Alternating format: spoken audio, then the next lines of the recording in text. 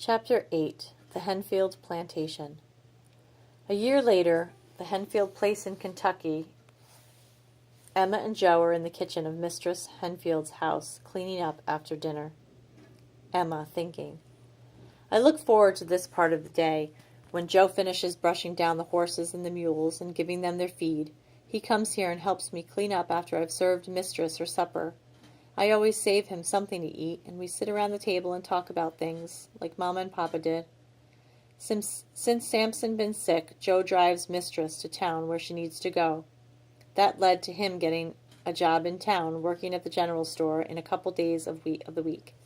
But he always gets back in time for us to have our supper together, in the kitchen, and to help me clean up.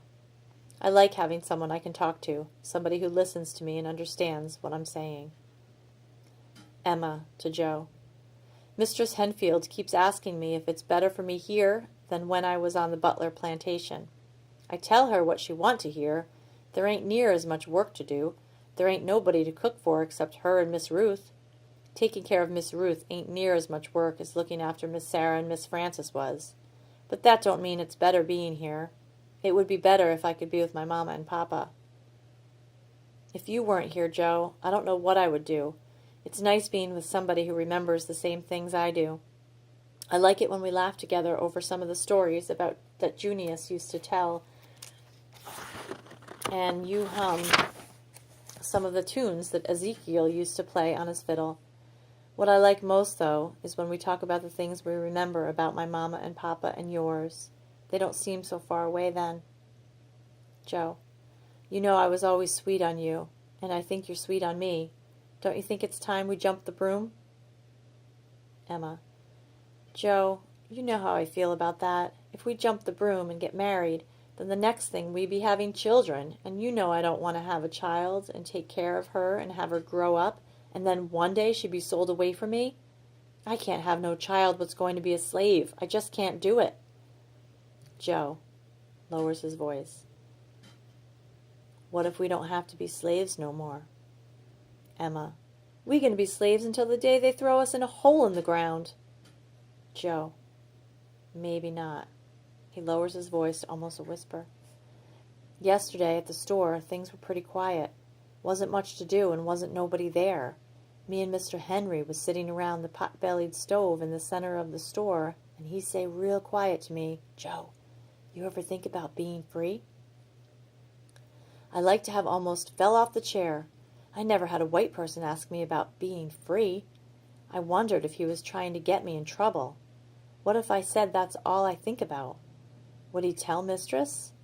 She's a nice lady and all, but as nice as she is, she don't want no slave on her place to be thinking about freedom. So when Mr. Henry asks me, I don't know what to say. He surprised me even more when he said, I apologize. I shouldn't have asked you that. You don't know me. Why should you tell me or any white man the truth?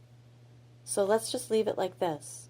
I don't know if you know it, but this town ain't far from the Ohio River. On this side of the river there are slaves, but on the other side there ain't no slaves.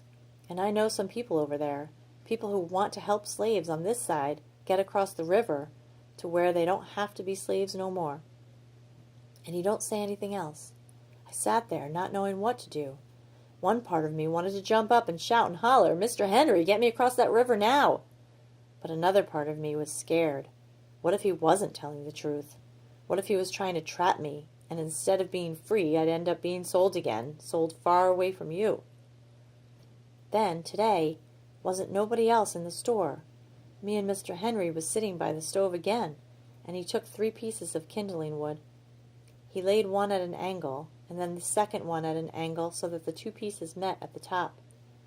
Then he took the 3rd piece and laid it across the other 2. Joe, I could be thrown in jail for what I'm about to do. But you see them 3 sticks I just laid out? I allowed as I did. That's the first letter of the alphabet. That's the letter A. My eyes got big. Was he teaching me to read? He went over behind the counter and come back with an empty croaker sack that had some writing on it. He handed it to me. You see anything on that sack look like them 3 sticks on the floor? I was holding the sack in my hands, but I was so excited my hands were trembling, and I could barely see what was on the sack. But there it was. I saw it. Right here, I said, pointing to the letter. That's it, ain't it? Ain't that it? I was so excited I could hardly stand it. Mr. Henry smiled. That's right, Joe. That's the letter A. I ain't never had a grin on my face like I had at that minute. I could read. Leastways, I could make out one letter. He say, don't you let on to nobody what I'm doing. It's against the law to teach a slave to read, and I could go be put in jail, or worse. This is just between you and me. Joe takes 3 knives and forms them into the letter A. That's what it looks like, Emma. That's the letter A. Emma stares at the letter for a long time. What did you say? He say about us being free, Joe? Joe. He say there's a big river called Ohio. On this side of the river, there's slaves, but on the other side, there ain't no slaves. And he say he knows some people who want to get slaves from this side of the river to the other. Emma. I heard Mistress talking once about the Ohio River. It was one time when she had company. I didn't hear her say anything about freedom being on the other side, but she mentioned the name of a place, a city, that was on the other side of the river. Joe. Mr. Henry said the name of a city, too. It was a funny-sounding word. Cincy something. Emma. Cincinnati? Was that it? Yeah, that's it, Cincinnati. In their excitement, their voices have gotten louder, and each puts an index finger to their lips to signal that they need to be quiet. Emma. Joe, I believe Mr. Henry is telling you the truth, and I ain't never heard of no white man teaching a slave how to read. One of the biggest fights Master Butler and the mistress had was when she said she was going to teach the slaves to read and write. A few days after that, she was headed back to Philadelphia. Any white man who wants a slave to learn to read and write has a heart like Mistress Butler. That heart I trust. Joe, if we make it to Cincinnati, will you be my wife? Emma. Joe, I'll not only be your wife, I'll have as many babies as you can give me. They embrace. Joe. What shall we do about Charles? Emma. What about Charles? Joe. I want to tell him and see if he wants to come with us. Emma. And what if he tells his papa? Samson will run as fast as he can and tell Mistress. Joe. Charles ain't like his papa. Since Samson been sick, me and Charles talk a lot when we workin' in the barn. He hates slavery worse than we do. Emma. And what about Winnie and that baby they got? Joe. That's how come he wants to be free. He say he don't want his baby growing up in no slavery.